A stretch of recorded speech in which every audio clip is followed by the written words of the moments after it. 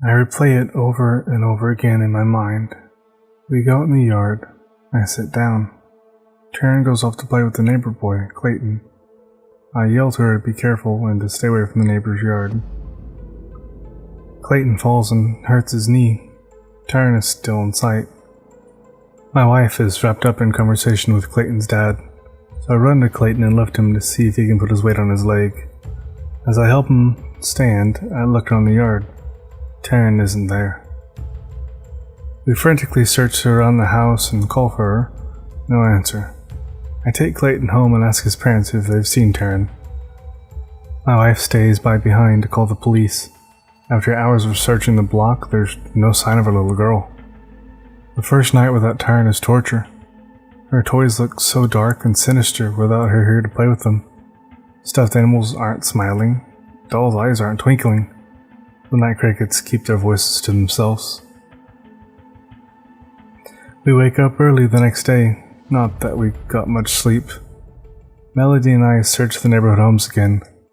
As heartbreaking as it is to do, we also search up and down the ditches on the sides of the road. The rain stopped and it's getting hot outside. We follow neighborly interviews and call the police every morning. We give out countless copies of our telephone number and called all of Tayrn's friends' parents as well. No one's seen our baby girl. At 4 years old, she wasn't very likely to go very far by herself. The possibility that she'd been taken starts to become overwhelming. The heat beats down on us as we search through the woods. We look up and down streets and trudge through ditches. No Tayrn, no hope, no love.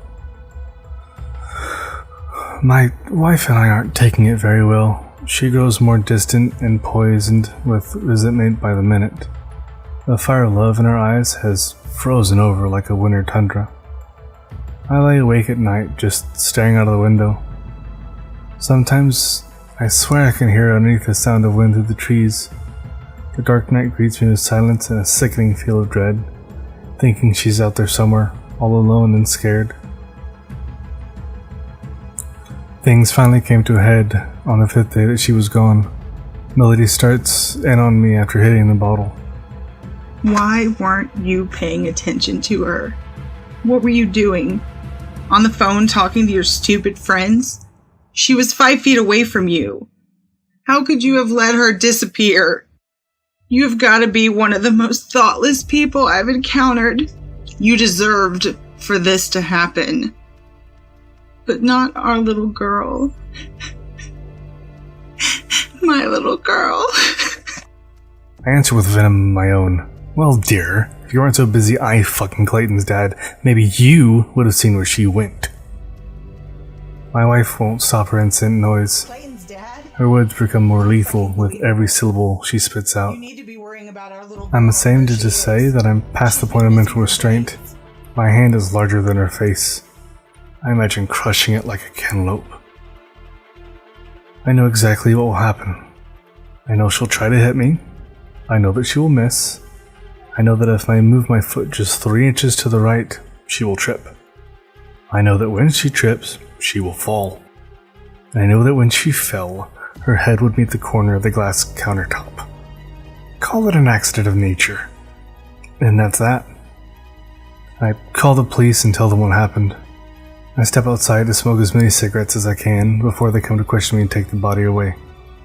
It's windy outside today. I'm slapped in the face with something the second I step out the door. It's an awkward, sweet scent, something not common to nature. I follow the direction of where it's coming from with my eyes. My heart drops. I scream louder with every footfall closer to the neighbor's car. Child-proof locks. It has child-proof locks. The front doors are stuck. It was raining that day. I had yelled at her not to go to the neighbor's yard. We hadn't checked the car.